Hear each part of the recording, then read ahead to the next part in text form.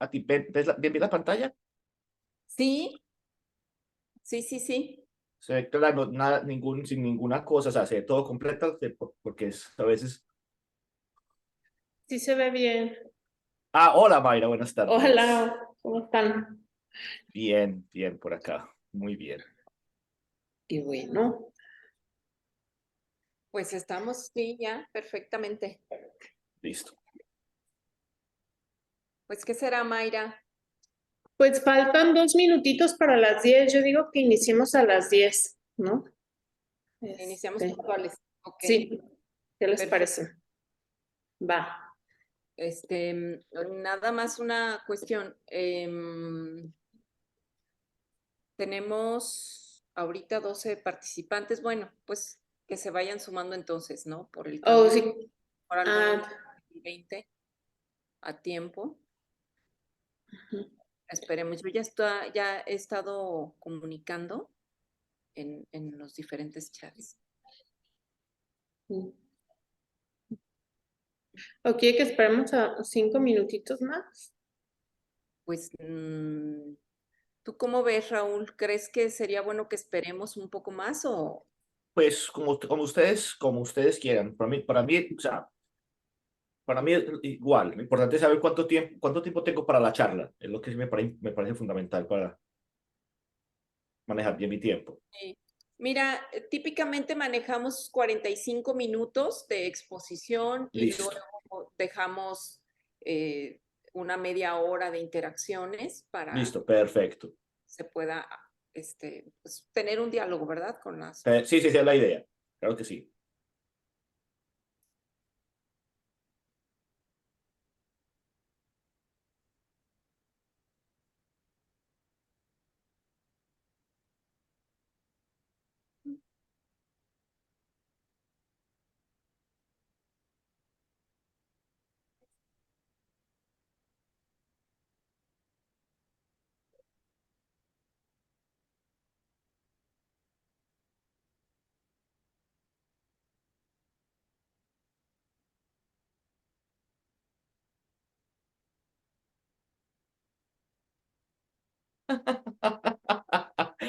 Ay, me encantan mis estudiantes. ¿Qué te dicen? No, si tú miras la lista de participantes, ves unos que aparecen dos nombres. Ah, ya. Es porque ellos saben que como siempre trabajamos por acá, que cuando estén en grupo, en más de uno viendo, que me reporten quiénes están. Entonces, uno le están poniendo los nombres de los que están viendo al mismo tiempo y eso me parece muy bien. Está bien. No, no, eso está muy bien, que mis estudiantes, ellos siguen las instrucciones, Qué son muy bien. diligentes. No, no, no, qué bonito, qué bueno que estén, qué bonito que hagan eso. Me causa gracia ese pequeño detalle, que es cómo sigue la instrucción acá también en Zoom. Parece muy bien. Excelente. Pues entonces, sí. ¿Qué te parece si comenzamos entonces? Sí, me parece bien, perfecto. Finalmente va a quedar grabado, así que Sí, pues correcto. estamos listos. Muy buenos días, bienvenidos al Seminario Internacional en Innovación Educativa y Literacidad. Les saludamos con gusto en esta sesión matutina el día de hoy, en la que tenemos el honor de contar con un invitado de primera línea que ha trabajado sobre los temas de literacidad en América Latina y en otras partes del mundo. Él es el doctor Raúl Alberto Mora, y bueno, pues él es un profesor asociado en la Escuela de Educación de Pedagogía de la Universidad Pontificia Bolivariana en Medellín, Colombia, y actualmente dicta cursos sobre métodos de enseñanza del inglés, teorías críticas e investigación cualitativa en pregrado y doctorado respectivamente. Ha sido docente y conferencista invitado en universidades en Colombia, en España, en México, Brasil, Estados Unidos, Noruega y Polonia. En Colombia, particularmente, se le reconoce como un investigador senior por el Ministerio de Ciencia, Tecnología e Innovación desde el 2019. Desde hace más de una década, el doctor Mora viene trabajando sobre el tema de la literacidad, tanto en el contexto latinoamericano como en el contexto global en particular. el impacto de las teorías en literacidad en el aprendizaje de lenguas y la investigación en contextos de ciudad y la cultura de los videojuegos. Temas que explora con sus estudiantes e investigadores en el Laboratorio de Investigación Literacies in Second Languages Project. El doctor Mora es uno de los cofundadores del Transnational Critical Literacy Network, la red transnacional de literacidades críticas, y fue coeditor del Handbook de Literacidades Críticas de 2021, publicado muy recientemente, un gran libro, y actualmente viene trabajando en el libro Understanding Second Language User as Gamers, Language as Victory, que se va a publicar el próximo año. Bueno, el doctor Mora actualmente reside en Trondheim, Noruega, pero desde Escandinavia sigue comprometido con la promoción de Latinoamérica como el nuevo centro de conocimiento global sobre la literacidad. Así que es un gran gusto contar con este querido colega latinoamericano, amigo, con quien hemos pues ya encabezado algunos proyectos para la literacidad acá en América Latina, muy a tono con la recuperación del origen del sentido que tiene hoy día la literacidad desde la semilla freudiana.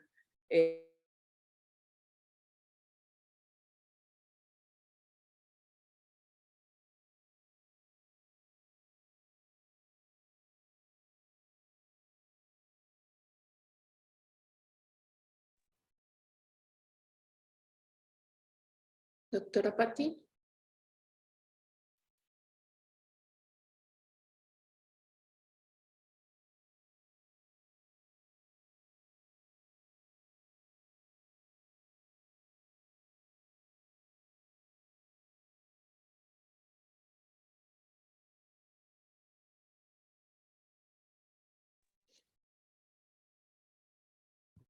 Sí, una disculpa, me sacó el internet. justo en la parte más interesante de comentar esta conferencia que, bueno, nos va a presentar el día de hoy. Muy a tono, mencionaba yo, con las temáticas que tenemos acá en el ITRALI. Así que muy bienvenido, doctor Raúl. Adelante, por favor, con tu exposición. Doctora Patti, muchísimas gracias, lo que la doctora Mayra, y un saludo muy cordial a todos quienes nos acompañan, tanto los estudiantes de la maestría en literacidad como algunos estudiantes, mis estudiantes del curso de Introducción a la Lingüística, que el tema de hoy es parte del curso. Creo que también hay algunos de mis investigadores de LSOP que van a estar acompañando la conferencia. Entonces, un saludo muy cordial, siendo ya las 6 de la tarde, hora de Europa Central. Saludo desde Trondheim, Noruega, para todos ustedes y, como siempre, un gusto, un honor, un placer acompañarlos en ser parte de su ciclo de conferencias, sobre todo viendo la lista estelar de conferencistas que trajeron para este año, pues ser parte de este es doble honor. Entonces, iniciamos. En principio, perdón, tomándonos un momento para honrar a los pueblos originarios que acogen esta conferencia, sabiendo que es una conferencia tripartita, en parte porque los datos de esta presentación parte son de la ciudad de Medellín, lugar en Antioquia que ha sido ancestralmente cuidado, protegido por los pueblos originarios Embera, Zenú, Cunatule, porque ustedes están en Guadalajara, al estado de Jalisco, en México, donde también tienen pueblos originarios como los Wixártari y los Nahuas.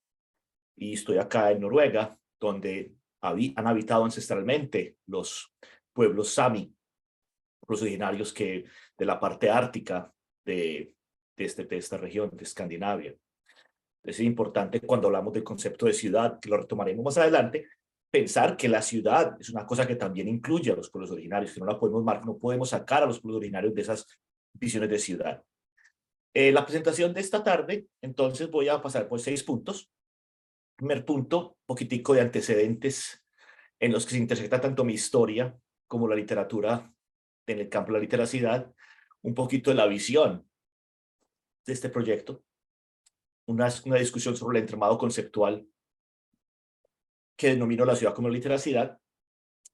El punto 4, un poquito de mirar ese asunto de la ciudad, los lenguajes, lo que hemos aprendido en esta década, cuando hablo del punto andando la ciudad, una vez más por primera vez, retomando el poema de T.S. Eliot, y en el punto 5, cuando hablo de, abro comillas, ojo en camino, hijo en lo porvenir, haciendo una breve referencia a la fábula de los tres hermanos de Silvio Rodríguez. Ya los que han seguido mis ciclos de conferencia se han dado cuenta que me gusta meter canciones. El año pasado hice una referencia a Shakira, y este año hago referencias a Silvio Rodríguez, y por más adelante una referencia a Rubén Blades, porque varias canciones de Rubén Blades se me vinieron a la cabeza mientras planeaba esta presentación.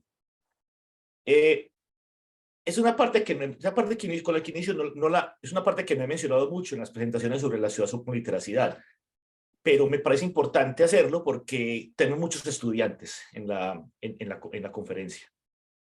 Y una de las preguntas que los estudiantes hacen es: ¿de dónde arrancan los proyectos de investigación? Y a veces los estudiantes creen que los proyectos de investigación surgen de ideas a nivel macro, ideas mega, unas ideas, o que son proyectos de alta escala, cuando la realidad es que muchos de los proyectos que nosotros hacemos, sobre todo en educación y en estudios del lenguaje, literacidad, lingüística aplicada, tienen orígenes mucho más pequeños, orígenes mucho más cercanos. Entonces, si miramos las raíces de esta ruta, retomando la idea de Stuart Hall, esto es parte de la evolución de este proyecto que arranca a finales del siglo XX, cuando era docente, la caricatura de unos estudiantes, y que continúa en 2023, y decidí usar una caricatura de estudiantes y una imagen creada con inteligencia artificial, pero también mirar que también parte de la evolución del proyecto es parte de mi evolución como persona, que hace tantos años tenía brackets y ya usaba Gaba, el pelo más corto, ahora la pinta es muy distinta. Y todo surge de una pregunta en el año 1996. Me acuerdo mucho de ese momento porque es importante. Y esta imagen que la hice con Midjourney, con un creador de imágenes de inteligencia artificial, es una escena, un día que yo estaba dando una clase particular, estaba tratando un centro de idiomas en Medellín, y estaba dando una clase, y al terminar la clase me paré fuera del ascensor, del elevador, a mirar estas notas, el boletín de notas, o sea, el tablero ese con las notas, en el que ponen avisos, anuncios clasificados, todo lo demás, y empecé a leer. Y lo que me llamó la atención es que nadie los leía. O sea, la gente pasaba y nadie miraba qué había ahí, nadie se sentaba, nadie paraba a mirar esos textos. Textos banales, probablemente, que eran banales, que eran clasificados de se vende un carro, se vende una casa, servicios varios, empleos. El contenido del texto es irrelevante. El punto acá es, el texto está acá a simple vista y nadie lo nota, nadie lo ve. Yo creo que eso vamos a volver más adelante en esta discusión, en esta presentación. Más adelante, entonces, yo me encuentro ya cuando empiezo a trabajar formalmente la literacidad, me encuentro con todo el área de los nuevos estudios, o sea, toda la tradición de Bryant Street, desde la década de los 70s, y el trabajo que él habla de social literacy, todo el trabajo de Gregory Williams, todo el trabajo de David Barton y Mary Hamilton, de mirar la literacidad como un asunto social y un asunto situado. Luego me encuentro en un librito de 2008 lo escribe Shirley Heath y Bryant Street, que es sobre etnografía, en el que Heath y Street hablan del carácter caleidoscópico de la cultura como un caleidoscopio. Y esa idea del caleidoscopio es una idea que la he mantenido en muchos momentos, he entrado y salido de mis marcos conceptuales. No soy la primera persona que habla del inglés en Colombia, ni que habla del inglés en diferentes espacios fuera los educativos. Hay unos antecedentes, que es importante reconocerlos, como es un trabajo de 2003 de Gloria Vélez Rendón, un perfil sociolingüístico, en el que uno de sus primeros hallazgos tiene que ver con la existencia de los anuncios que tenían el nombre con el famoso posesivo sajón, con el apóstrofo y la S. Y lo que significaba que los nombres de los establecimientos usaran el apóstrofo. Y está todo este trabajo que hace Adriana González Moncada, profesora de la Universidad de Antioquia, a quien le mando un saludo muy cariñoso, una gran amiga allá en Medellín, en la que habla del tema de la ciencia del inglés en Colombia y las posibilidades. Eso es en el Handbook of World English de Kilpatrick y un día que el otro autor. Y esos son antecedentes que cuando yo empiezo a explorar lo que quiero hacer en investigación, se convierte en una visión. Esta visión parte inicialmente de estoy en Medellín. Y eso esto es parte de lo que es Medellín. Una ciudad cada día más innovadora, que cada día recibe más el señor. Hay alegría porque la pusieron en la lista de las ciudades por citar según New York Times, según Time. Tienen que ir a Medellín, ese es el punto. Pero también parte de Medellín es esto. Los barrios populares también son parte. Es tanto esto como esto, es todo lo que es la riqueza de Medellín. Lamentablemente, los que somos de Medellín sabemos que lo que les muestran la gente, los imaginarios de los medios es esto. Entonces reducen todos los imaginarios de la ciudad a esto. Y no me voy a detener mucho acá porque me parece importante mencionar que parte de lo que nosotros hacemos es desafiar estos imaginarios desde la investigación.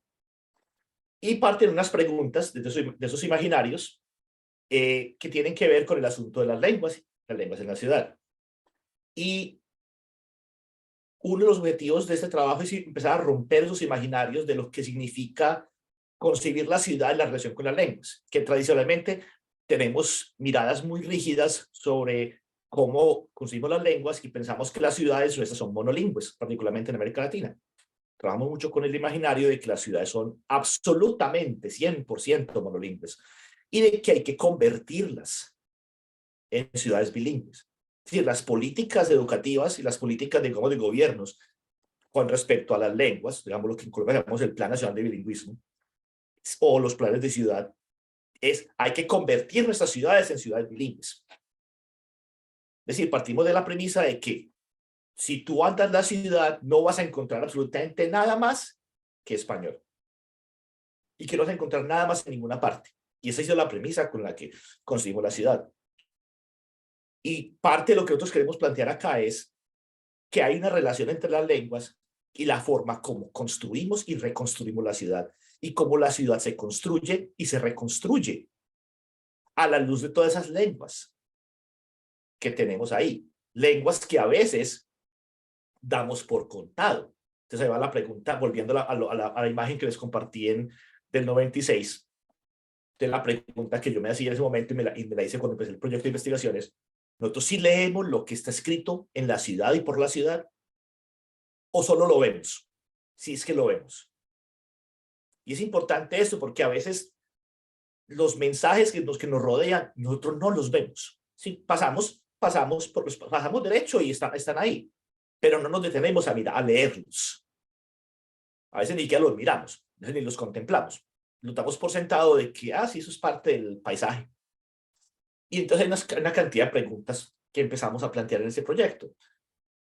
Y la primera, y muy importante, es ¿qué pasa si dejamos de pensar en esos asuntos, esos letreros, esos grafitos, esos graffiti, esa valla publicitaria, el menú del restaurante como fenómenos aislados y los empezamos a tratar como una cosa que está conectada a lo largo y ancho de la ciudad?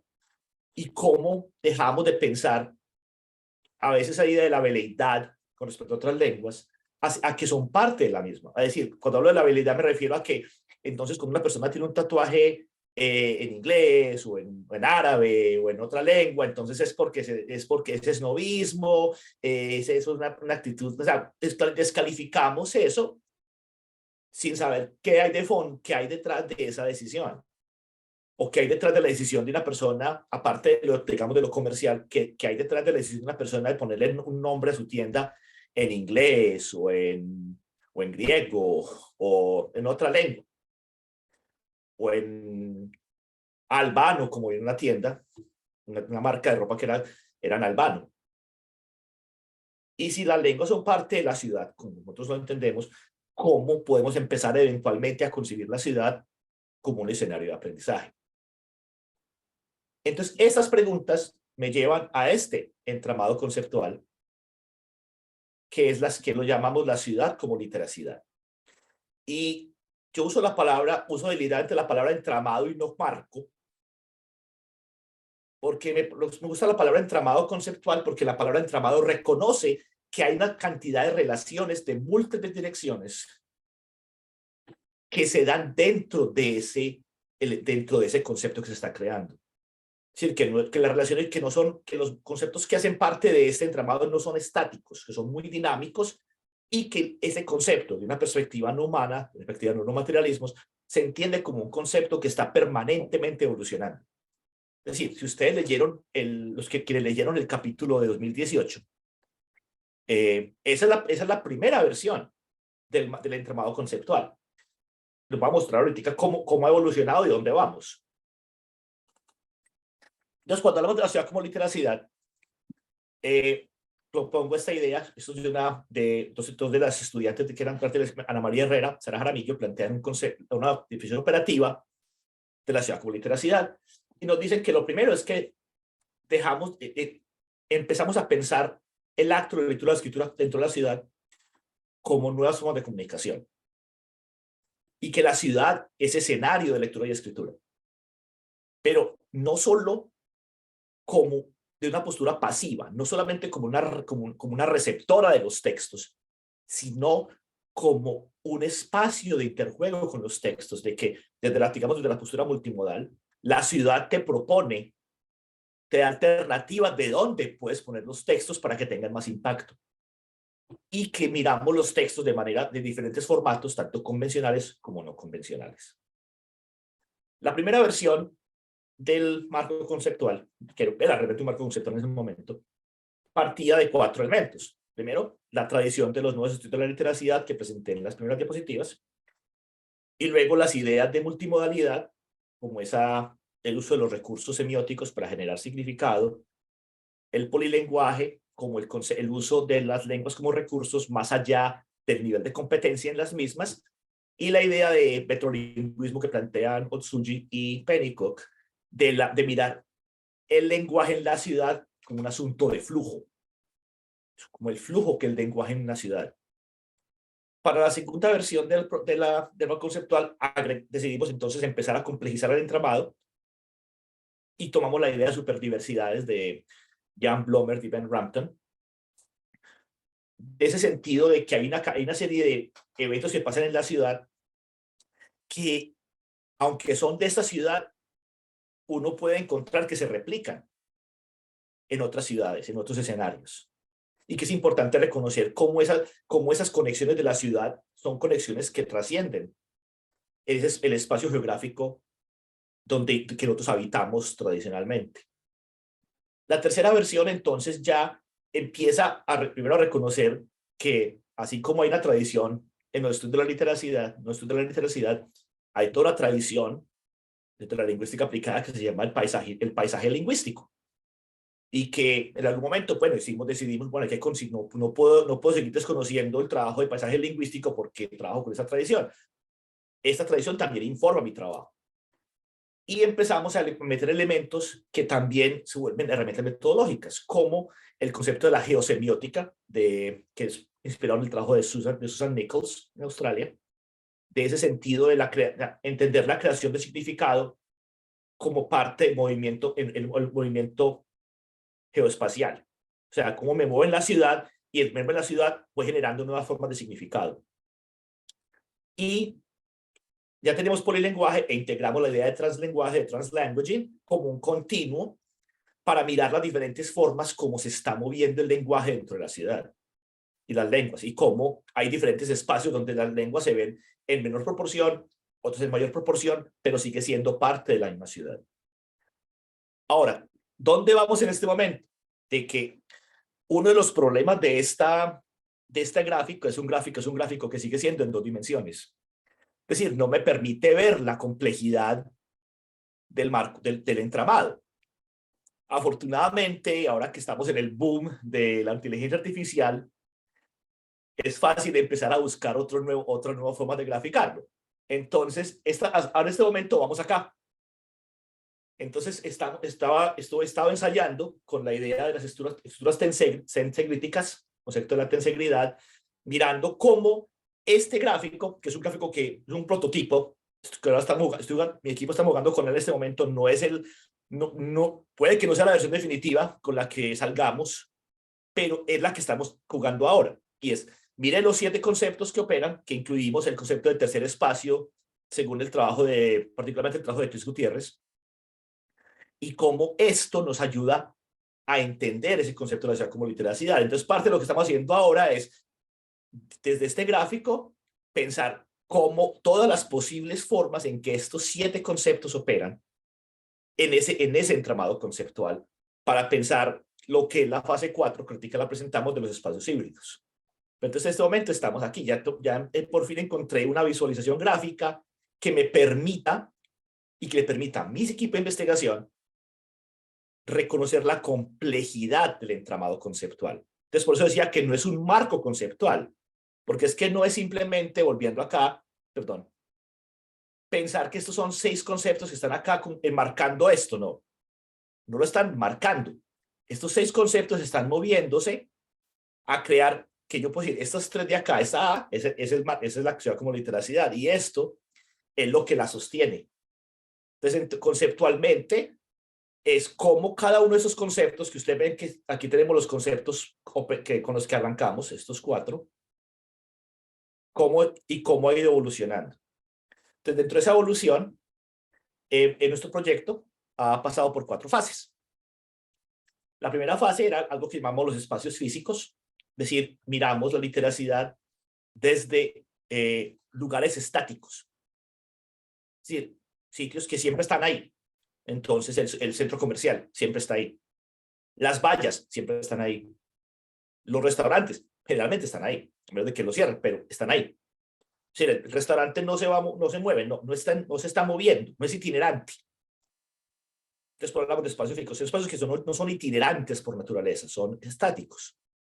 Luego, entonces, empezamos a hablar de espacios culturales en la fase 2, cuando empezamos a mirar las literacidades ya itinerantes o en tránsito.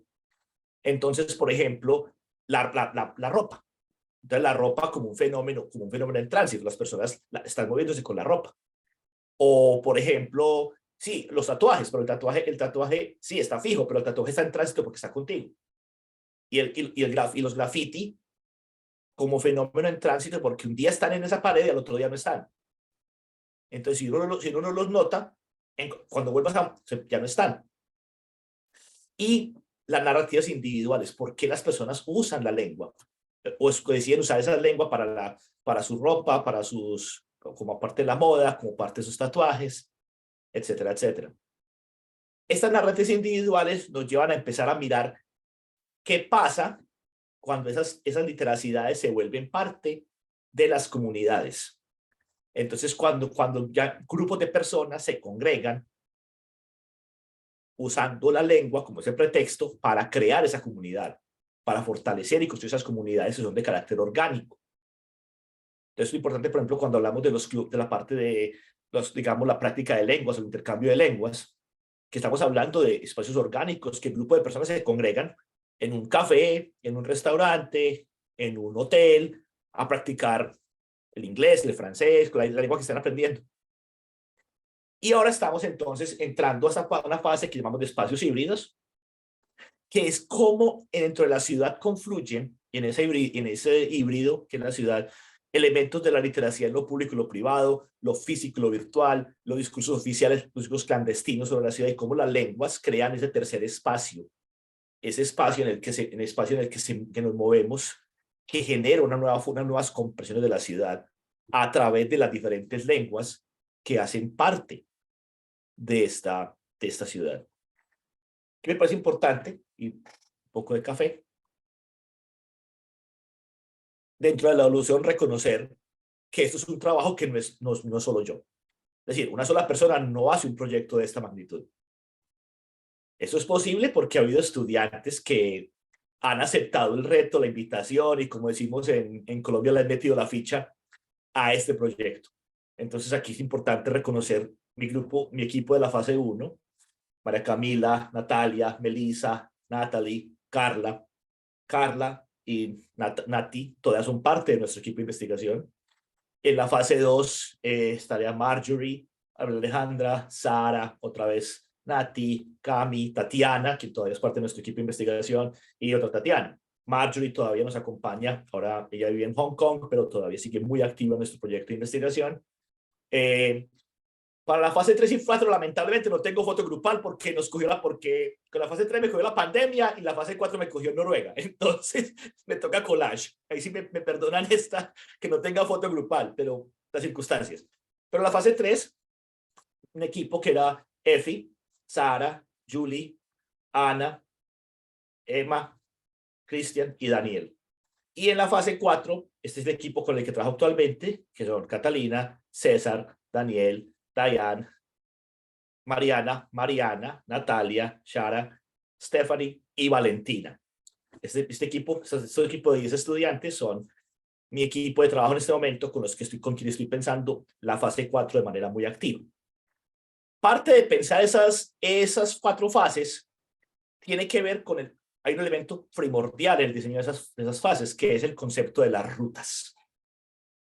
La idea de las rutas como el eje de la investigación. El concepto de rutas se inspira en el trabajo de estudios culturales de Stuart Hall y la definición que Stuart Hall plantea de la cultura como no solamente las raíces sino las rutas que tú tienes. Es decir, como la cultura es parte de tu arraigo, pero también es hacia dónde vas. Y de que el concepto de ruta, de una manera metafórica y de una manera literal, es una invitación a navegar la ciudad y a andar la ciudad. Es decir, que cuando hablamos de metafóricamente la idea de cruzar, pero también que parte del trabajo de campo implica andar la ciudad. Y andar la ciudad por diferentes partes, de norte a sur, de este a oeste, meternos a donde nos podamos meter. Y ahí donde también entra en juego, de esa ciudad de la ruta, la experticia de todas y todos los investigadores que han sido parte de este equipo de Team CIO. Y cuando hablamos de la experticia, yo hablo de la experticia orgánica, que complementa lo conceptual, retomando las ideas de Antonio Gramsci, que es que a veces la experticia la convertimos en es el conocimiento que dan los diplomas. Y la experticia, para ser experto, tenés que tener formación avanzada, tenés que tener, o sea, manejamos lo que, volviendo a Gramsci, la idea del intelectual tradicional. Acá lo que reconocemos es que los investigadores de este equipo tienen una experticia orgánica que es la que permite escoger las rutas. Entonces, cuando hablamos y miramos, vamos a mirar ahorita las rutas, y todas las rutas tienen una razón de ser, y es que hubo una investigadora o un investigador que dijo, a mí esa idea me suena, o propuso, vamos a hacerla. Entonces, la identidad, los intereses, las preguntas son los que generaron las rutas. Entonces, cuando miramos la fase 1, que hubo 3 rutas, la ruta de la publicidad fue porque una estudiante, Melissa, dijo, a mí me interesa mirar el tema de la publicidad. Natalie, en la fase 1 dice, yo trabajaba como mesera en la parte del sector del poblado en Medellín, vi muchos menús en inglés, me gustaría explorar ese tema. Y otras estudiantes, Cami, Carla y Natalia, dijeron, pues nosotros vamos mucho a centros comerciales, ¿por qué no vamos y nos metemos allá a mirar? Y puede que la razón suene muy banal en un sentido práctico. Si voy a centro comercial, pues voy a explorarlo. Pero es que ese es el punto. El punto de esta investigación siempre ha sido exploremos espacios que son lugar común y miremos qué encontramos ahí.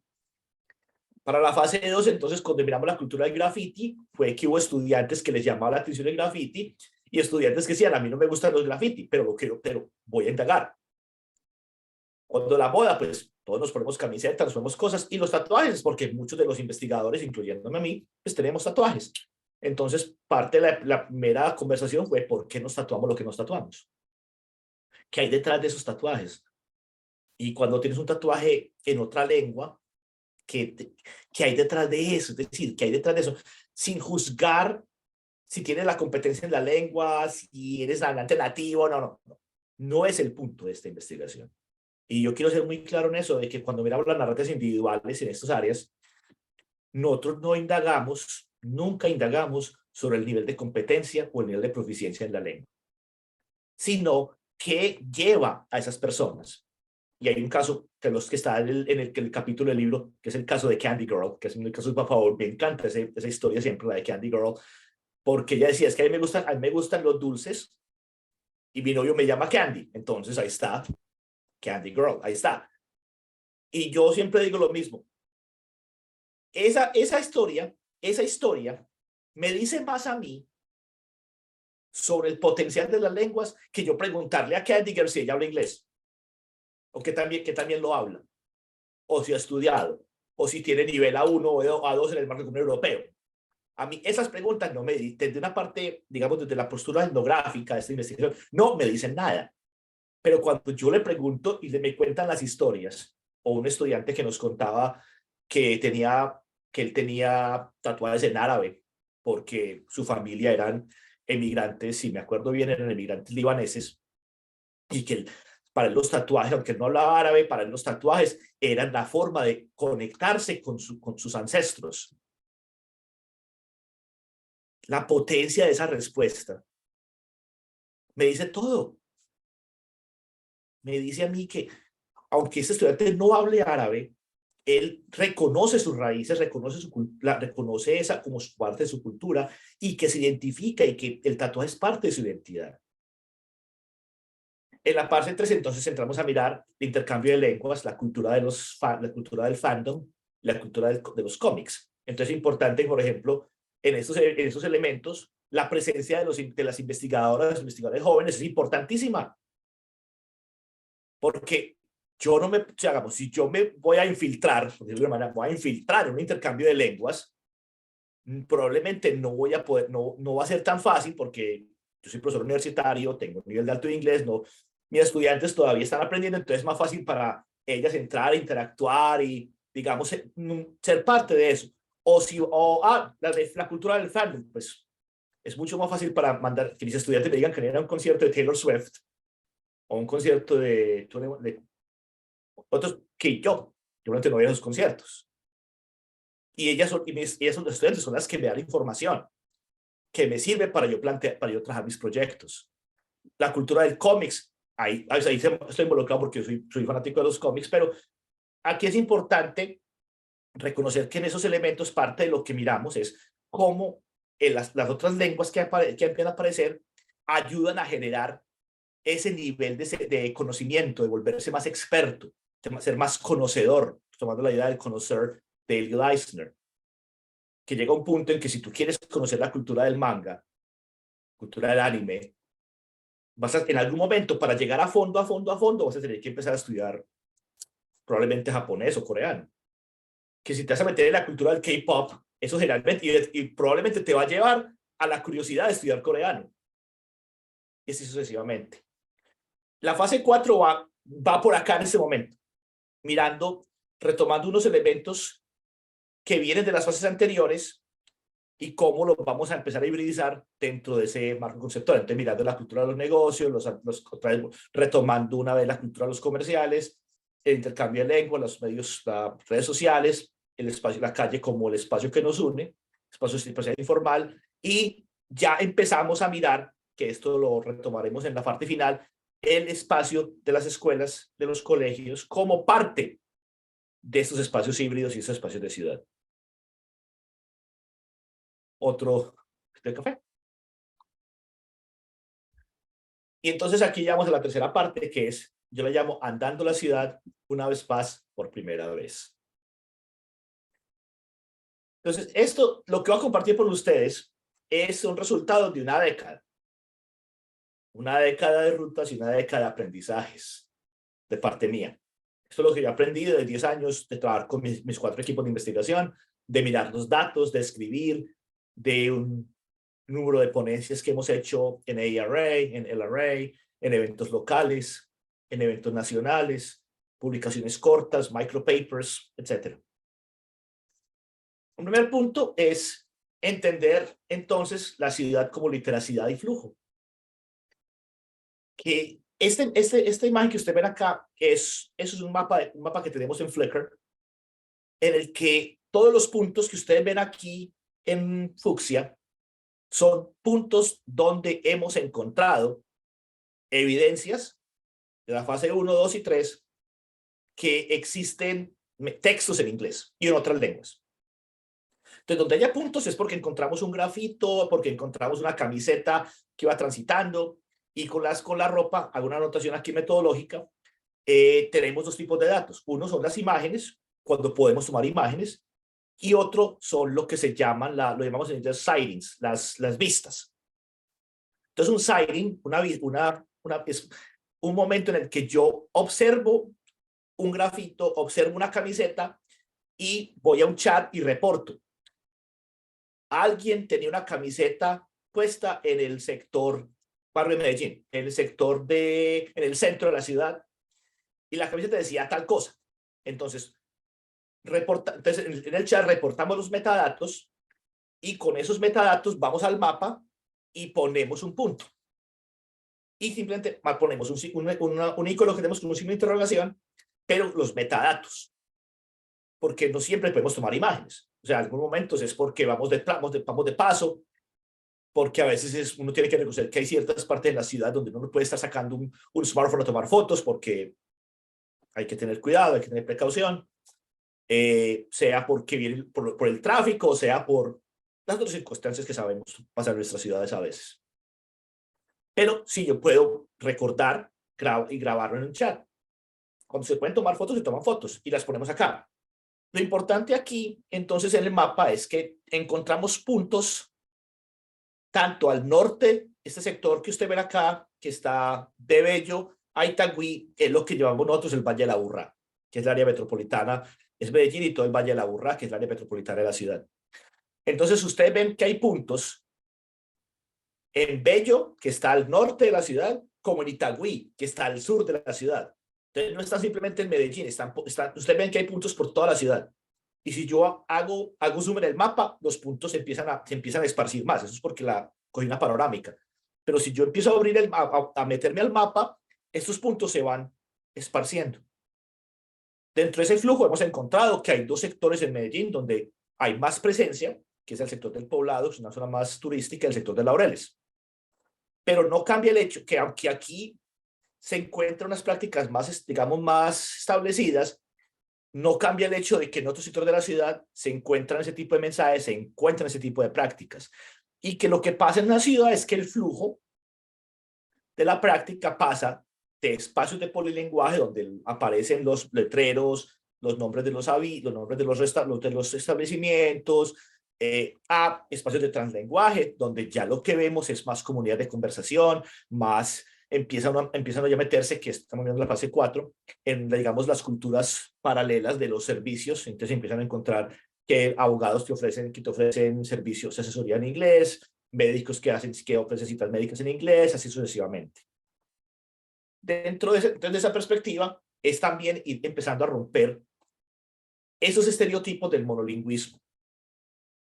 Es decir, las ciudades no son absolutamente monolingües porque hay un flujo que aparece tanto en los nombres de los restaurantes como en el graffiti, en las etiquetas que ponen en los diferentes sitios, y que salirnos de ese estereotipo monolingüe es parte de cómo creamos mejores formas de comprender cómo los lenguajes afectan y cambian la ciudad. Y de que a través de esa ciudad empiezan a surgir una cantidad de narrativas en las que se encuentran espacios, mensajes motivacionales, se encuentran chistes, se encuentra la transgresión de las lenguas, como en esta famosa marca, que no sé si todavía existe, de ropa interior, pero cuando yo vi esta imagen la tomé inmediatamente, fue en el 2014, y inclusive la mencionamos, creo que la mencionamos en varios pronuncios y en el libro, en el capítulo del libro también la mencionamos. Y cómo lo que va creando eso es que a medida que el lenguaje va apareciendo en diferentes partes, se vuelve parte. Entonces todos los diferentes lenguajes, las lenguas que se vuelven parte de la ciudad. Y al volverse parte de la ciudad, se vuelven formas de reconstrucción de la ciudad. Entonces aquí hay una cita de un capítulo que hicimos en coautoría con la doctora Paulina Golobatina Mora, el doctor Hernando Blandón, y se me olvida el otro doctor, doctora Golobatina Mora, docente aquí en Noruega, el doctor Blandón, profesor en la Universidad Pontificia Bolivariana, en la que esta cita me parece importante, dice, si los grafitis en inglés y español, en blanco y negro y a color, con letras solas, imágenes solas y con imágenes juxtapuestas con textos, pueden encontrar un espacio de coexistir en una ciudad sin destruirse mutuamente, ¿no deberíamos los habitantes de la ciudad seguir su ejemplo? ¿Qué nos detiene para coexistir? Y pido disculpas por un pequeño gazapo que acabo de notar en la cita. Les pido, le ofrezco disculpas a todos quienes observan la presentación. Pero me quedan esas dos preguntas. Si es posible que esas lenguas coexistan y no se destruyan mutuamente en la ciudad, ¿por qué nosotros no podemos aprender eso en la ciudad? ¿Por qué no podemos encontrar formas de coexistencia dentro de la ciudad? Y eso nos lleva al punto de pensar acá el tema de la ciudad como literacia de las lenguas que nos rodean. Entonces, si establecemos que las lenguas reconstruyen la ciudad y la construyen a medida que las conocemos y a medida que las aprendemos, hay también que pensar cómo definimos las lenguas dentro de la ciudad. Es decir, digamos, salimos de los binomios tradicionales y las dicotomías tradicionales como segunda lengua, lengua extranjera, que son problemáticas porque no reconocen la complejidad del flujo lingüístico de las ciudades. Y finalmente, hay un punto que estamos ya trabajando en ese proyecto que tiene que ver un poquitico con un elemento etnográfico, y aquí una pequeña referencia al maestro Rubén Blades con su canción Caminando. Esta foto la tomó en diciembre de 2021, recién llegado a Noruega, por eso estaba todavía con el tapabocas. Esta foto, curiosamente, pues dato curioso, la tomé, estaba en la cuarentena, recién llegando al país, y estaba el momento que tenía la media hora que podía salir del hotel. Entonces aproveché esa media hora y, como buen investigador etnográfico, me fui con cámara en mano a tomar fotos. Y encontré una cantidad de cosas. Y una de las preguntas que nos estamos haciendo en la fase 4 tiene que ver con esa relación con la ciudad en un espacio en el que yo estoy aprendiendo lenguas. Entonces parto de la premisa, en este caso particular, de que aunque aquí yo puedo sobrevivir un gran porcentaje con el inglés, sí me hace falta la lengua noruega y la tengo que aprender inevitablemente, y que eso me hace que a medida que yo estoy aprendiendo noruego, o como tuve la oportunidad el año pasado que empecé a estudiar un poquitico de polaco porque viví en Polonia 3 meses, a medida que iba reconociendo más vocabulario, la ciudad se me hacía más pequeña pero más grande. Es decir, en el sentido de que reconocía, de que ya la sentía, sí, que era más fácil no perderme, pero al mismo tiempo me sentía más parte de la ciudad. Entonces digo que se llama más pequeña pero más grande, en el sentido de que yo me sentía más parte de la ciudad. Yo ahora me doy cuenta, a medida que yo voy cogiendo más vocabulario, todos los mensajes que hace un año eran absolutamente foráneos para mi imaginario, ya yo los reconozco. Entonces ya no me siento tan perdido en la ciudad. Y que al mismo tiempo, mirando el caso de lo que hay que aprender una segunda lengua en una ciudad como Medellín, es las relaciones que yo creo con la ciudad como escenario de aprendizaje de esas lenguas. Y ya para ir cerrando, para que también dejamos tiempo para la conversación, de nuevo la cita, la pequeña referencia a Silvio Rodríguez de Ojo en Camino y Ojo en lo Porvenir. Es importante que estamos ya pensando, bueno, ¿esto para dónde sigue? Y lo primero es empezar a cuestionar esa definición de ciudad. Cuando empezamos el proyecto en 2013, hablábamos de literacias urbanas y solo del inglés. O sea, empezamos hablando de literacia urbana, que en ese momento, para el propósito de la investigación, funcionaba, pero ya luego con las reflexiones, inclusive una de mis estudiantes actuales han levantado esa pregunta, y tengo una estudiante escribiendo uno de los micropapers que nosotros publicamos sobre el tema de la literacidad en espacios rurales. Porque la idea es sacar el concepto de ciudad de ese binomio urbano-rural. Entonces hablamos de ciudad y hablamos de vereda, o hablamos de villa, o hablamos o pueblo, y usamos otros términos. No, decíamos, si vamos al concepto básico de ciudad, ciudad es un espacio donde se congrega un grupo de personas y y empezamos a crear espacios para habitar, y espacios donde hacemos intercambio de cosas. Eso es una ciudad. O sea, la ciudad, digamos, el concepto de urbanismo es un concepto más moderno a lo que era la ciudad como espacio que congrega a la comunidad. Y nos interesa mirar todas las lenguas que se intercruzan en las ciudades. Es decir, no es solamente el inglés. El inglés, digamos, ha sido el tema inicial porque muchas de las políticas de lengua en América Latina se enfocan allá. Pero cuando ha habido tantas migraciones pasadas y presentes, cuando ha habido tantas diásporas que han pasado por nuestro continente, no se puede desconocer que esas diásporas van dejando cositas. Y que si uno anda a la ciudad, en Medellín, yo he encontrado mensajes en inglés, en francés, en alemán, en italiano, en ruso, en griego, en polaco, en albano, y todavía seguimos explorando. Y entonces ahí es importante eso, cómo esa visión de ciudad cubre todas las lenguas que aparecen ahí. Y también interrogar la lengua, también preguntarnos cuáles son las lenguas que están ausentes de esas ciudades. Porque entonces no solamente pensar las lenguas que están presentes, sino al interrogar las presencias, también cuestionar las ausencias. Porque al cuestionar las ausencias y al pensar las presencias, es que podemos empezar a concebir la ciudad como un escenario de aprendizaje. Entonces, como les decía, en la fase 4 ya llegamos a un punto que no habíamos llegado antes porque hay cosas a las que uno no llega, como decía, haciendo referencia, como decía Gandalf, que hay cosas a las que no se llega ni muy temprano ni muy tarde, como decía él respecto a los magos, que los magos no llegan demasiado ni muy tarde, llegan precisamente cuando deben llegar. Y hay cosas en las investigaciones que no llegan ni muy temprano ni muy tarde, sino que llegan precisamente cuando llegan de manera orgánica. Llegamos orgánicamente a la pregunta de la escuela y la relación de la ciudad con las lenguas. Y cómo empezamos a pensar el currículo y cómo empezamos a pensar la relación del currículo con la ciudad, la relación de la ciudad con el currículo. Eso es la siguiente frontera a la que nos está llevando nuestra investigación. No llegamos allá hace 10 años porque la idea no era llegar, la idea que en algún momento así, siguiendo de manera muy análoga, digamos, los que conocen la historia de la literacia, la tradición de los nuevos estudios, empezaron por fuera de la escuela y finalmente llegaron a la pregunta, bueno, ¿cómo conciliamos estos dos espacios para que gente estar sin vasos comunicantes? Porque son parte de la misma ciudad, son parte del mismo entorno social. La escuela no está desligada de la ciudad, ni la ciudad está desligada de la escuela. Entonces la investigación nos va a llevar allá. A medida que estos investigadores e investigadoras lleguen a las aulas de clase, se van a llevar las preguntas con ellos y con ellas a la aula de clase. Y también está entonces empezar a pensar una pregunta más amplia. ¿Y las ciudades? Y las ciudades como literacidad.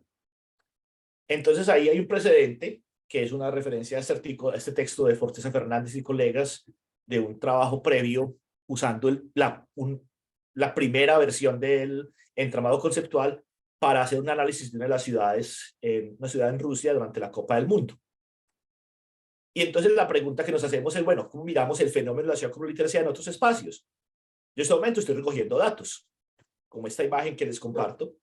Estoy recogiendo datos en Trondheim y tengo datos de otras ciudades donde he estado, donde he viajado. Antes, donde yo viajo, tomo fotos. Y les dejo la pregunta, Medellín versus Trondheim, y bueno, ¿y qué tal Guadalajara? ¿Por qué no? Ya tenemos vasos comunicantes entre nosotros.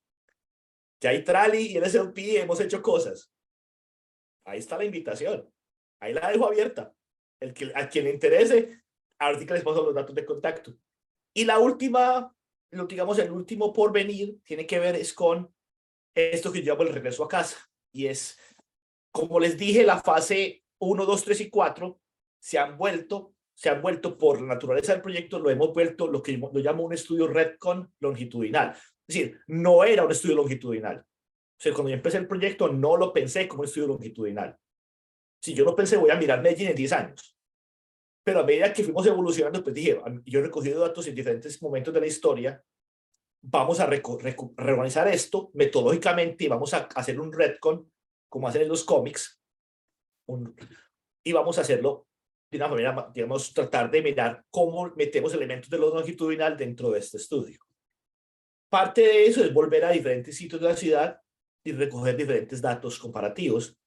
Y obviamente, una invitación que ya la he hecho a mis investigadoras y a los investigadores de CAL, pero la dejo acá abierta, y es a todas y a todos quienes han sido parte del proyecto, todos y todas quienes aparecieron en las fotos, todas y todos saben que cuando empecemos la fase 5, la invitación de volver a casa está abierta y que las vamos a necesitar y que los vamos a necesitar para montar este proyecto. Entonces cierro acá, dejo la información de contacto de nosotros, nos pueden seguir, nos pueden contactar por el correo literacysignaltoproject@gmail.com. Si anotan ese Linktree, linktr.ee/lslplegion, este vínculo les da los vínculos de todos los, digamos, de todas nuestras redes sociales. Entonces ahí encuentran nuestra cuenta de Instagram, encuentran nuestro canal de YouTube, encuentran nuestro sitio web, que es muy fácil para quien lo quiera, lo voy a poner en el chat, que es muy fácil el sitio, es muy fácil el sitio web de nosotros, es lslp.org. Allá creo que ya Mayra puso el link, lslp.org, y para que sigamos la conversación. Y para continuar la conversación, y esto para los estudiantes más jóvenes, dicen por ahí que si ustedes quieren terminar la presentación de una manera que nadie tenga problema con ella y que todo el mundo quede feliz, la mejor forma de hacerlo es incluir una foto de perros. Entonces, abro la conversación y mis dos perros, Connor McLeod y Duncan McLeod, que por allá se escuchan en el fondo ladrando, los invitan a que continuemos la conversación. Entonces, con esto aprovecho y agradezco de nuevo a la doctora Patti, a la doctora Mayra por de nuevo hacerme parte de esta comunidad de Litral y de esta comunidad de la maestría en literacidad, de invitarme de nuevo. Agradezco el espacio, la recepción de ustedes, y quedo abierto para la conversación que como ha sido en otros espacios, siempre ha sido muy enriquecedora. Entonces, por eso, muchas gracias y quedamos listos para el diálogo. Pues muchas gracias por esta enriquecedora visión de este trabajo que llevan ya de una década de aprendizajes en torno a la ciudad. Bueno, está abierto el foro para las preguntas, las respuestas. Si alguien desea intervenir, por favor, levante su mano. En lo que preparan sus preguntas, yo voy a aprovechar para hacer un intercambio aquí. Entonces, Raúl, la concepción de literacidad que utilizan ustedes en este trabajo, desde luego que va más allá de la cultura escrita, por la multimodalidad, por lo que están viendo en los tatuajes, por esta interacción, ¿no? Y esto me lleva a pensar entonces, ustedes ya están viendo diferentes lenguajes y más allá de la lengua en inglés, por ejemplo, que era el primer foco de interés, ¿no? Y entonces, ¿de qué manera el aprendizaje de ustedes ha ido a que ¿de qué manera, para replantearlo mejor, de qué manera consideras que estos lenguajes influyen en la construcción del tipo de ciudades que tenemos? Tú estás en principio con Medellín, una ciudad latinoamericana, y estás invitadísimo a Guadalajara. Acá Claro que sí. Así que continuará en Guadalajara Sí, también. claro que sí, claro que sí. Entonces,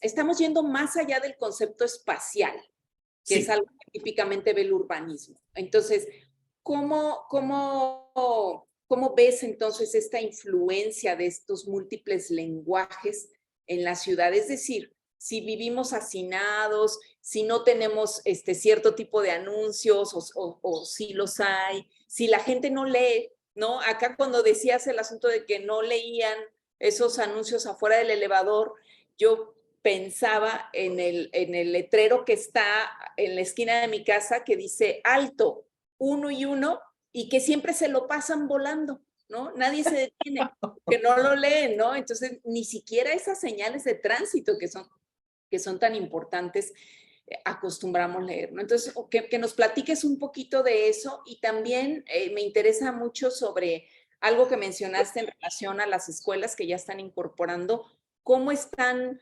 visualizando esa interacción de las escuelas en estas rutas. Bueno, voy a empezar por la segunda porque la respuesta más rápida. Y estamos en este momento en la fase de diseño, estamos discutiendo, o sea, ya ha habido unos trabajos previos que han sido, digamos, a nivel de tesis de pregrado, de varios estudiantes que ya han empezado a dilucidar un poquitico el tema. Tenemos una ponencia previa hace unos años que empezamos a plantear cómo sería eso de la estrategia pedagógica, pero en este momento estamos en esa fase de diseño. Entonces, no tengo una respuesta concreta en este momento porque estamos pensando, como te digo, la pregunta surgió en esta fase, entonces estamos todavía cocinando. Y es una cosa que es importante porque también tiene que ver con digamos, con la evolución del equipo de investigación. Es decir, porque muchos de esos investigadores que están graduando y los investigadores que están graduando, muchos ya me han dicho que quieren seguir siendo parte del equipo de investigación. Entonces, ya cuando estén ubicados en el contexto escolar, tenemos que recalibrar cómo será esa relación y cómo será eso y cómo metemos esos elementos de lo que aprendimos acá, allá. Estamos en esa fase de diseño.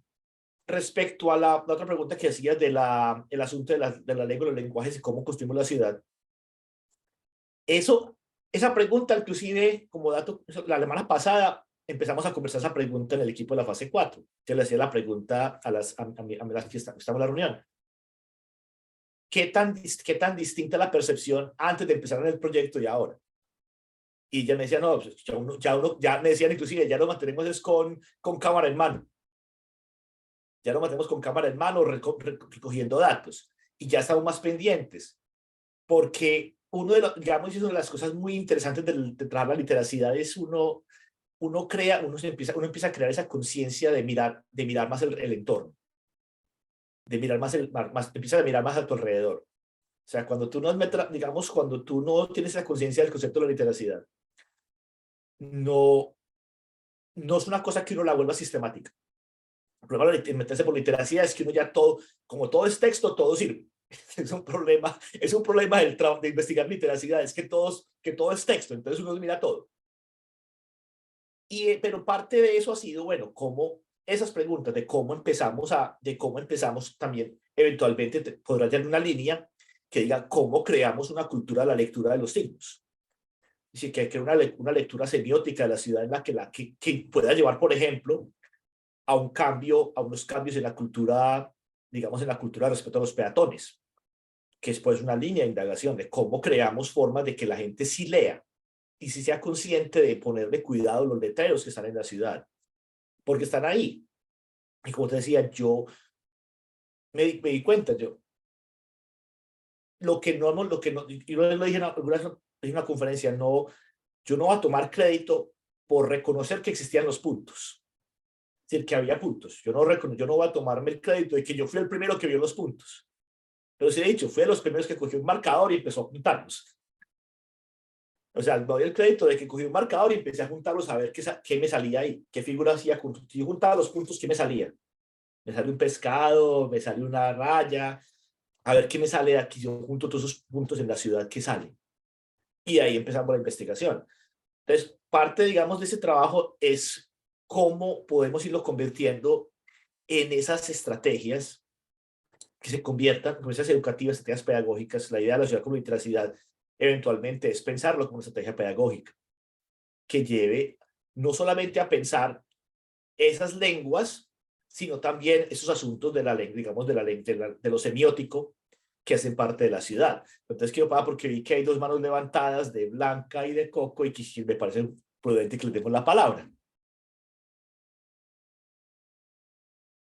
¿Quién iba primero? No me di cuenta. Blanca. ¿Yo? ¿Puedo hablar entonces? Por favor, Bueno, Blanca. sí, por favor.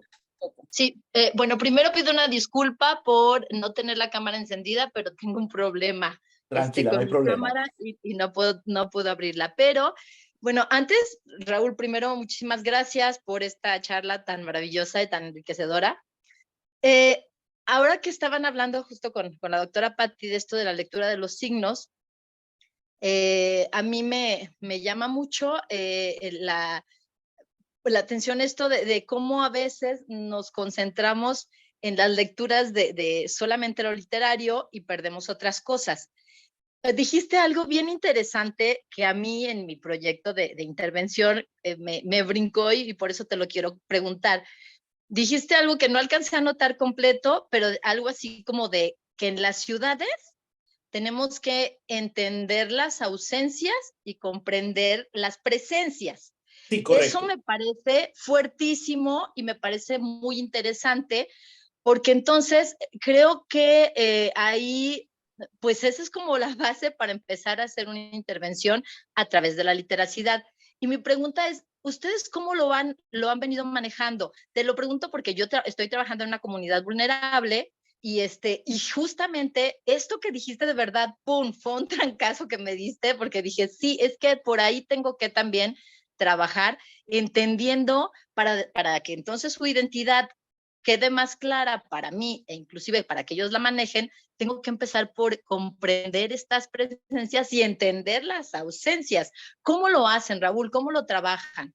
No, eso es tiempo presente. ¿Cómo lo estamos haciendo? Porque es que, a ver, cuando yo lo pongo así en esta presentación, lo pongo así como tan contundente. Parte de la contundencia es, digamos, mi formación académica me permite declararlo con contundencia, pero al mismo tiempo hay que reconocer que eso ha sido parte de la evolución del proyecto. Es decir, no, sí, yo no empecé pensando el tema de no, empecé pensando el tema yo empecé, miremos el asunto del inglés, pero cuando miramos el asunto del inglés, al mismo tiempo estaba problematizando el concepto de segundas lenguas en plural. Y vamos a mirar las segundas lenguas, salgámonos de solamente esa normatividad de solamente mirar el inglés. Miremos qué más hay ahí, porque cuando uno empieza a esculcar, encuentra más. Y al empezar a esculcar, y la presencia y las preguntas que hacen los estudiantes y los estudiantes, porque aunque, digamos, en principio mi equipo de investigación son estudiantes de pregrado, tengo que darles crédito a todas y todos que desde que empezamos, o sea, desde que llegamos, que era Melissa, Natalie, una otra estudiante Camila, que después salió el proyecto y luego llegaron el resto del equipo, hasta los 10 estudiantes, los 9 estudiantes y Daniel que vimos en el proyecto ahí. Esas preguntas de las presencias y las ausencias son preguntas que han sido parte de las conversaciones. Es decir, hemos llegado de manera muy orgánica. O sea, no decir que fue, no, ha sido por un proceso de mirar los datos y empezar a preguntarnos, bueno, ¿qué más, qué falta? Entonces, cuando empezamos a preguntar qué falta, nos damos cuenta. Por ejemplo, ¿dónde está digamos, por ejemplo, ahorita tengo un estudiante haciendo ese trabajo, rastreando en todos esos espacios físicos, registrando dónde encontramos textos en braille. O sea, es un trabajo que la semana pasada le puse tarea a Daniel, uno de los estudiantes, le puse la tarea. Te me vas a andar por mirar en todas partes donde hay, en los ascensores, empezando por los ascensores y en adelante, donde vemos mensajes en braille. Y si vemos en alguna parte mensajes en lengua de señas colombiana. Y eventualmente, por ejemplo, ya están hechas las preguntas de la ruralidad, entonces vamos a mirar las presencias y las ausencias de ese lenguaje rural, inclusive el concepto del lenguaje de la ruralidad como esa concepción que a veces está ausente en la mirada de la ciudad. Esta estudiante Mariana ha sido muy enfática, no, yo quiero trabajar ese tema, y es el tema que tienes que trabajar, porque es que tú estás en ese espacio. Me parece importante reclamar esos espacios. Entonces, digamos que esas preguntas van surgiendo como parte de conversaciones extendidas. Digamos, una de las cosas que hacemos en este proyecto es que hay un periodo de conversar, periodo de leer, tengo la ventaja de que son de pregrado y tienen tiempo de poder leer y de reflexionar y que haya mucha reflexividad antes de ir a tomar fotos, porque es que a veces la gente cree que este tipo de trabajo etnográfico de tomar imágenes, vaya a tomar fotos así nomás, a la Topa Tolondra. No es ir a tomar fotos así nomás. Hay que saber dónde tomar las fotos, hay que saber cómo tomar las fotos, hay que saber cómo evitar como nos ha pasado, que tú salgas a tomar fotos en un centro comercial y te persigan los vigilantes. Hay estrategias para evitar que un vigilante te persiga por todo el centro comercial, porque nos ha pasado. Y nos tocó crear estrategias con selfies. Nos tocó empezar nos fuimos creativos. Y en ese volvernos creativos fue que empezamos a generar las preguntas de fondo. Entonces la pregunta del contexto escolar surgió como consecuencia de las fases iniciales. Esta pregunta de las ausencias surge como una consecuencia de lo que ya hemos encontrado. A medida que vamos encontrando, hacemos la pregunta, ¿qué más hemos visto? Y de ahí llega un punto en que inevitablemente la pregunta de qué hace falta o la pregunta de quién está ausente llega. Y ya esa pregunta llegó y la estamos enfrentando, porque al abrir esa caja de Pandora de las ausencias y empezamos a mirar el asunto de ese lenguaje de señas, de ese asunto del lenguaje en braille, de qué tipo de lenguajes auditivos encontramos, desde lo táctil, de lo auditivo, de empezar a mirar ya el lenguaje desde esos aspectos que trascienden lo impreso y pasan a lo verbal y pasan a lo táctil, lo gestual. Empezamos a hacer ese inventario de ausencias. Entonces, estamos en ese proceso. Entonces sería interesante cuando vayas avanzado más en tus indagaciones que volvamos a esta pregunta y conversemos a ver qué has encontrado tú, qué he encontrado yo y dónde hay convergencia. Muchas gracias. Y tenemos otra pregunta de Coco Martínez. Sí. Adelante, por favor, Coco. Gracias, Pati. Son 2 comentarios chiquitos y una pregunta. Sobre lo que comentaba la doctora Pati de que de repente no leemos ni la señalización vial, creo que es un poquito peor cuando lo que sucede es que se lee y no nos importa, que está ahí uno y aún a pesar de eso nos seguimos pasando. Yo pienso que eso es un poquito más grave. Y, por ejemplo, yo en una estadía cuando estuve en París, gracias a los anuncios de la escuela encontré casa y encontré trabajo. Entonces, creo que cuando estamos buscando algo, ese es un lugar excelente para buscar, ¿no? Yo lo viví, que de verdad ahí encontré casa y encontré trabajo para los 6 meses que estuve ahí. Entonces, ese es uno. Y la parte de los pueblos originarios, me gustó mucho que hicieras señalarlos en los mapas, porque es terrible. Por ejemplo, en México son más de 60 pueblos originarios. Nosotros aquí con los muchachos de universidad trabajamos parte de la cultura ancestral y los muchachos ni siquiera pueden nombrar 3 pueblos originarios de México, de 60 que existen. Entonces sí es muy, muy importante empezar a visibilizar. Y la pregunta es en torno al tiempo. Mencionaste que llevan este proyecto de investigación que llevan 10 años haciéndolo y la maravilla de que las personas que participan quieran seguir participando en ellos. Nosotros de repente tenemos limitantes de tiempo. Por ejemplo, en mi proyecto de tesis de la maestría es una intervención en la escuela primaria, pero siguiendo el calendario yo tendría cuando mucho 6 meses para hacer mi intervención, evaluarla y presentar resultados. Entonces, ¿qué se puede hacer cuando el tiempo es una limitante en el proyecto de investigación?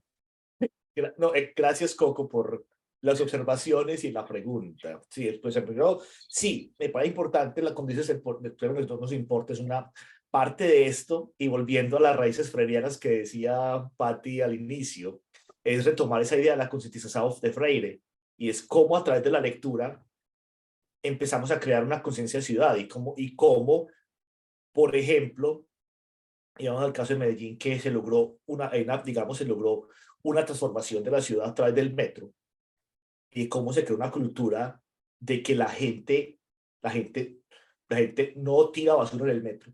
Entonces la pregunta es, ¿qué podemos hacer para que esa cultura se salga del metro y se vaya a la ciudad? Que digamos el gran reto que tendría de esa pedagogía.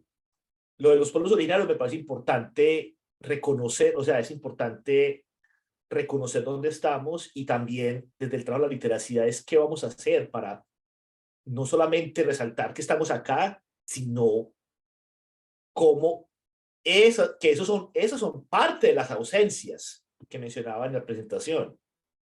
Y es dónde están los textos de los pueblos originarios. Es decir, cuando yo decía que en Antioquia están los Embera, Chamí, Zenú, los Cunatule, yo no encuentro textos en Embera, en la ciudad de Medellín. Por lo menos no los he visto. No decir que no hay, hecho no los he visto. Es decir, quiero ahí ser muy claro que estoy poniendo estoy poniendo la culpa en mí como observador, que no he escarbado lo suficiente. No estoy poniendo la culpa de que estoy diciendo, no los he visto. Es posible que no existan, pero no tengo los datos para levantar esa acusación. Te digo, no los he encontrado, estoy buscándolos. Tengo a mi equipo de investigación buscándolos. Ya después de buscar, si no lo encontramos, haremos el debido caso, pero sí es importante reconocer eso. ¿Dónde están esos pueblos, esos textos, los pueblos originarios en nuestras ciudades?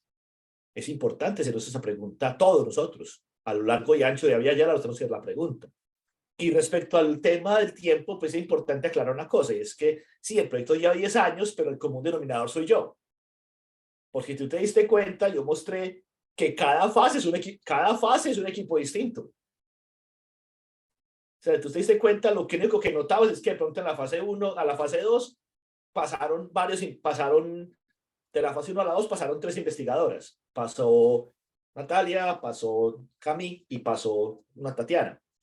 Y a la fase, pero por ejemplo, de la fase 2 a la fase 3, completamente reseteamos el equipo. No hubo ninguna investigadora a la fase 2, a la fase 3. Me tocó empezar de cero en el sentido de un equipo nuevo, pero con la ventaja de que ya teníamos, más literatura que yo podía leer. Entonces, digamos, no era completamente de cero. La fase 4, empezamos con hicimos una fase de transición y Daniel que empezó la fase 3 pasó a la fase 4, Catalina y Valentina que medio empezaron a probar la fase 3, pasaron a la fase 4, pero el resto del equipo son nuevos y muchos entraron ese semestre. Pero ahí tenemos la ventaja de que como ya tenemos literatura de 2013, 2014, 2015, tenemos documentos, que este equipo se empoderen de la investigación es más fácil. Pero ahí, digamos, lo que ha permitido es que existe el laboratorio, que existe el SOP. Pero este equipo, cada fase me ha tocado, sí, hay que empezar de cero por diferentes razones. Porque, digamos, ya se gradúan y pasan a otras tareas, o porque o deciden que tomar otros rumbos, que también es una decisión muy, muy normal en estas dinámicas de investigación. Cuando trabajo con estudiantes, se corre siempre el riesgo de que se pierde el caudal de conocimiento que tienen los que traen acá al proyecto. Pero los proyectos generalmente duran, digamos, la fase 1 puede durar 1 o 2 años. Y después pasamos a la siguiente fase que toma la parte conceptual y la evoluciona. Hay, digamos, estos proyectos terminales, como el que tú planteas, es importante diseñarlos de manera que tú puedas hacer lo que tengas que hacer en el periodo y que te quede una línea, que tú puedas tener una línea, que tú puedas continuar y que tú puedas articular desde la investigación con tu quehacer docente. Es importante eso, una de las cosas que tenemos que trabajar mucho, y yo abogo mucho por eso en la parte de formación de docentes, es cómo articular la investigación con la parte del ejercicio docente. Volviendo a Freire siempre lo decía, yo no concibo la investigación sin la docencia ni la docencia sin la investigación. Y entender que una de las cosas más enriquecedoras de la experiencia investigativa en el aula es la sistematización de experiencias. Entonces, lo que tienes que pensar es, bueno, ¿qué puedo sacar de aquí y continuar y irlo desarrollando de manera lenta, sistemática? Que muchas de esas cosas son a fuego lento. O sea, hay que decir, a veces, digamos, los proyectos terminales tienen una inmediatez y te piden una cosa, pero hay ciertas cosas que una vez pasa esa efervescencia del proyecto terminal, hay unas cosas que se pueden dejar a fuego lento. Entonces, lo que hay que hacer es conversar, porque también parte de estas investigaciones es tener espacios para conversar, para hablar, para leer, para intercambiar ideas. Voy a cerrar acá porque la profesora Yolanda había levantado la mano y no quiero dejar de pasar la intervención. Yolanda, buenas Gracias. tardes. Perdón, Yoli, si me permiten, nada más un mensaje que me pide la maestría, recordar que se dará constancia de participación al final del año con el 80% de asistencia a las distintas conferencias y está ahí en el chat el formulario para que puedan registrarse. Eso es todo. Adelante, querida doctora Yolanda.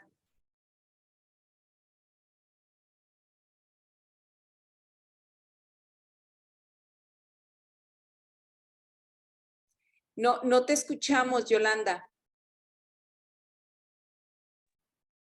Perdón, doctor, muchas gracias por su conferencia. Yo creo que tiene una gran resonancia con el trabajo de urbanitericidad que Italy ha venido desarrollando y creo que hay muchos puntos de contacto para enriquecer ambas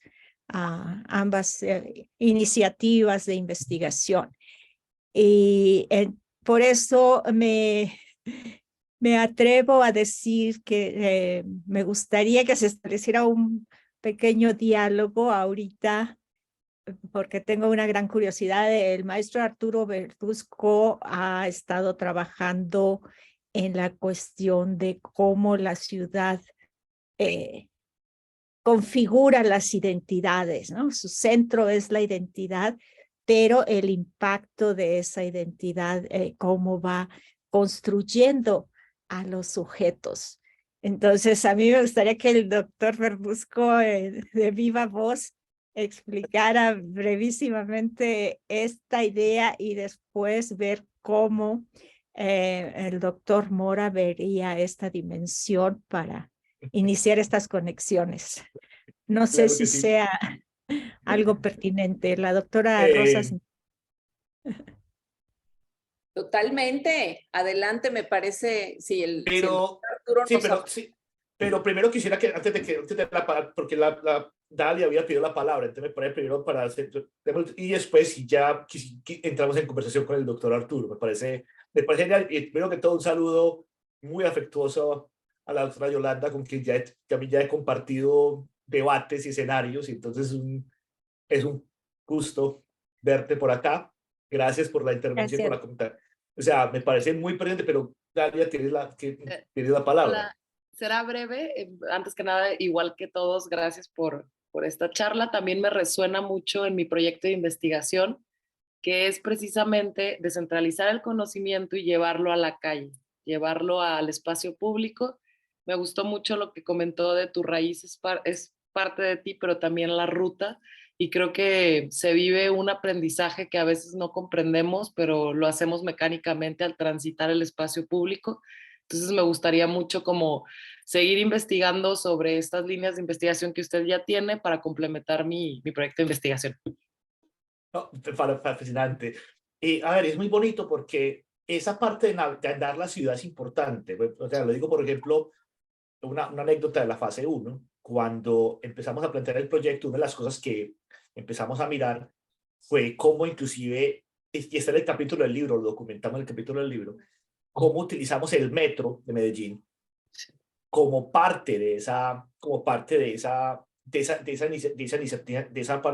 búsqueda inicial. Pero una de las cosas que empezamos fue cuando, por ejemplo, las investigadoras que están en la parte de la ruta de los comerciales, librerías y bibliotecas, que eran Carla, Natalia y Carla y Natalia en ese momento, cuando ellas me presentaron inicialmente la lista de donde querían ir, yo dije, pilas, hay que tener mucho cuidado acá porque aquí vas a crear una causalidad, y que ser muy cuidadosas.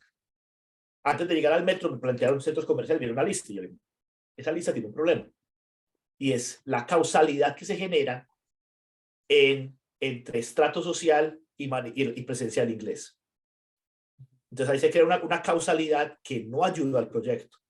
Entonces vamos a mirar más bien, utilicemos el metro como ese pretexto porque el metro va desde el norte de la ciudad, del norte del área metropolitana del Valle de la Aburrá, en la estación Niquía al extremo, al otro extremo en Sabaneta. O sea, va hasta, o sea, cubre todo el sector de la Valle de la Aburrá. Y muchos centros comerciales ya en este momento están pegados a la línea del metro. Entonces de ahí, y te permite entonces cubrir de norte a sur, y de alguna manera ir saliendo. Entonces, el andar la ciudad también obviamente siendo muy claro que se tienen las precauciones hay ciertas partes de la ciudad que por diferentes motivos yo no mando estudiantes, porque hay zonas de la ciudad que los tenemos que reconocer, lamentablemente, pueden ser algo peligrosas. Entonces, para yo mandar investigadoras a tomar fotos, no, hay que siempre con un poco de prudencia, pero sí reconociendo que a medida que andamos la ciudad, parte de eso es mirar, digamos, es ir mirando y reconociendo que existe. Pero me parece interesante, podemos seguir conversando después. Quería entonces ahora sí ya escuchar a Arturo.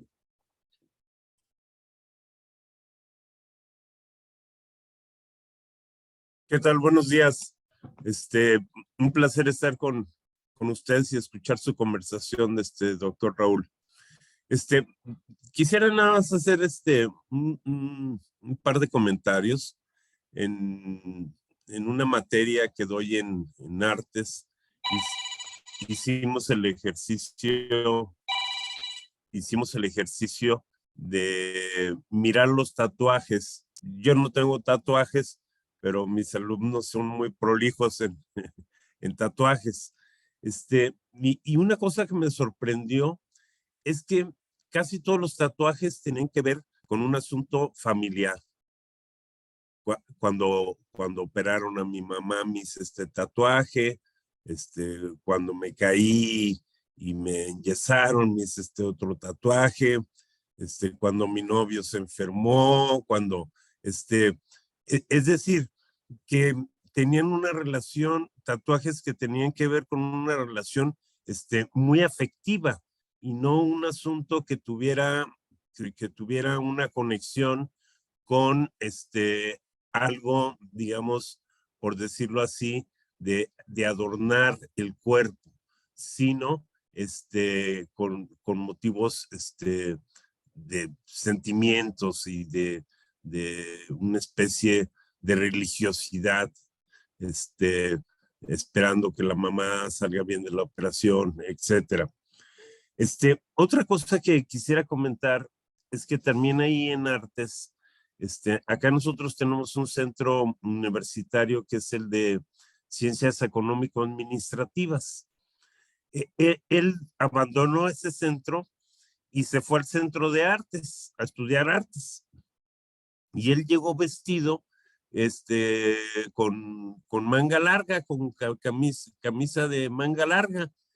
Entonces, la mayoría de mis compañeros de artes le hacían bullying porque traía camisa de manga larga, como si fuera señor, como si fuera un profe. Entonces, poco a poco le fueron quitando la camisa de manga larga, se la remangó, luego ya se fue con camisa de manga corta, etcétera. Es decir, ¿cómo se construyen estas identidades? Porque en artes no hay gente que la gente va a ensuciarse, a pintarse, es otra cosa como visten. Y yo les encargo a mis alumnos que se paren en el centro en donde doy yo clases, está en el corazón de la ciudad de Guadalajara, y les pido que se paren en la esquina de nuestro principal teatro, que es el Teatro Degollado.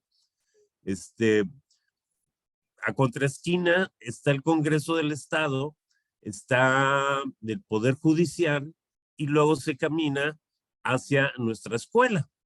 Entonces les digo, ustedes perfectamente, si se colocan en la esquina, pueden identificar aquí quiénes son los estudiantes. Si estuviéramos en una redada policíaca, Dios nos libre de eso, pero podríamos perfectamente dar con quiénes son aquellos que van a la escuela de artes, por lo que cargan, bastidores, por la ropa.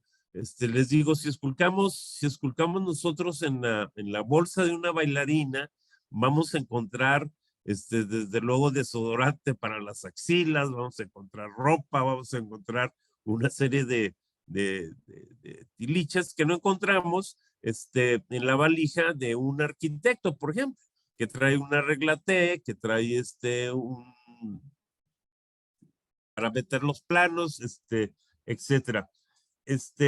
Entonces, creo que la ciudad vista, yo la he visto despertar en las mañanas ahí en el mero centro de la ciudad, y la vista que desarrolla, por ejemplo, qué decir de un turista, pero el centro es, yo les digo a mis alumnos, cuidado con el centro, porque si lo ven muy bien, es muy deprimente.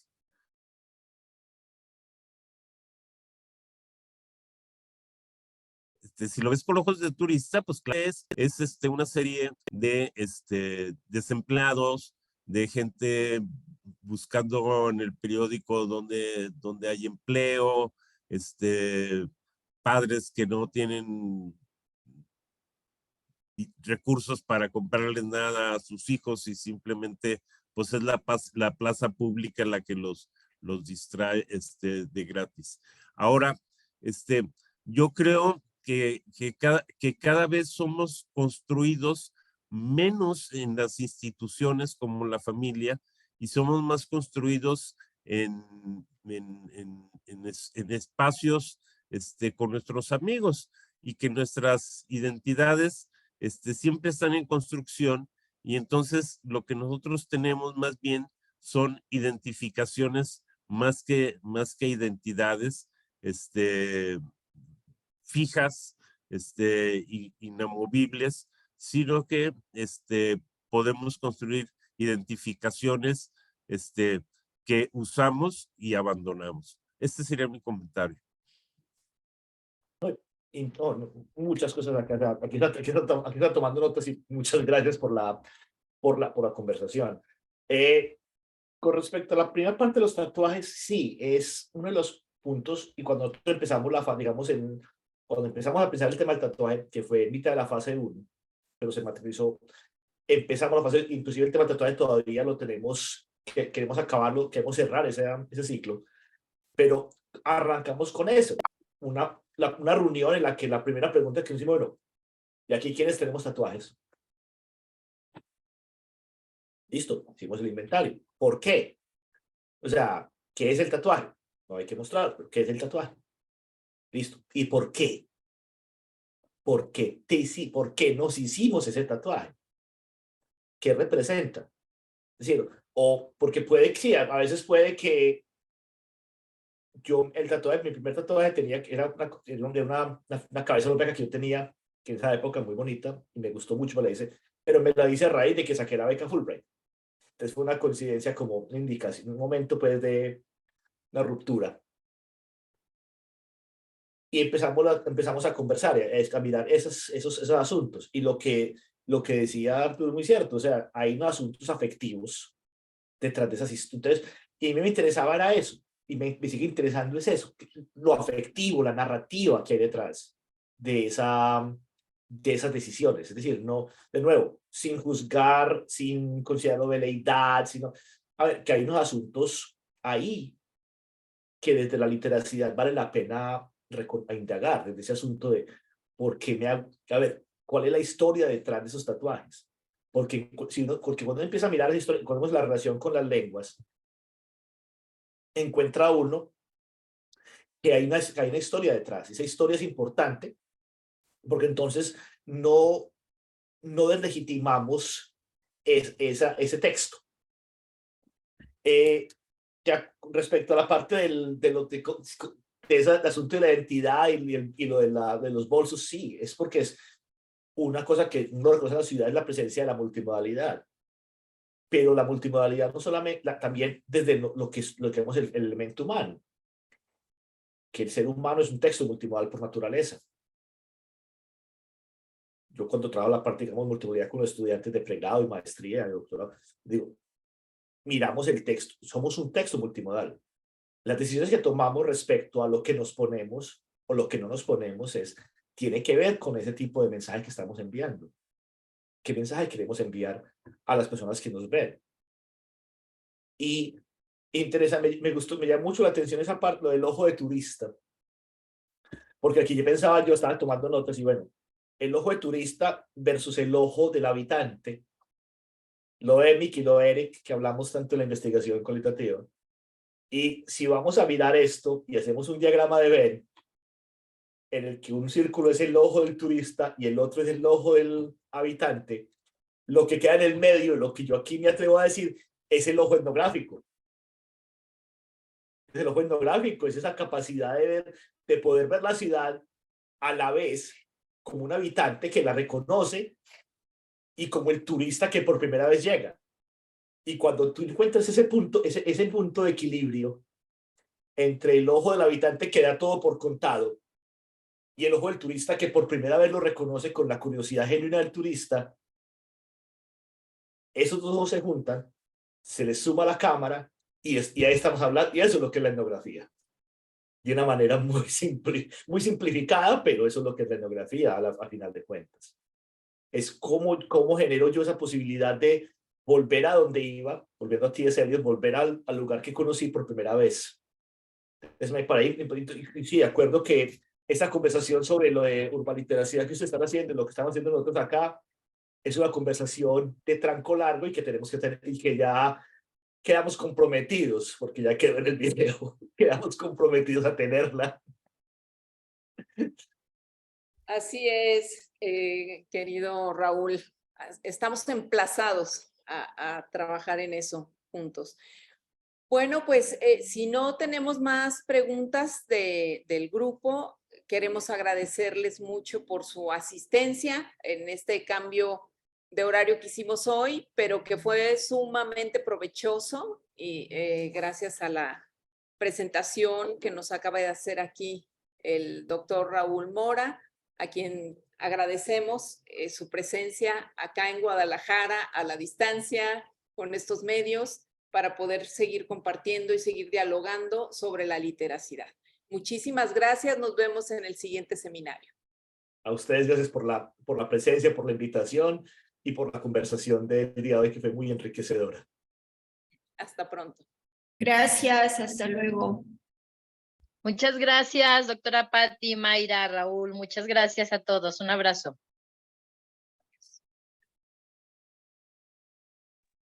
Muchas gracias. Hasta luego. Hasta luego.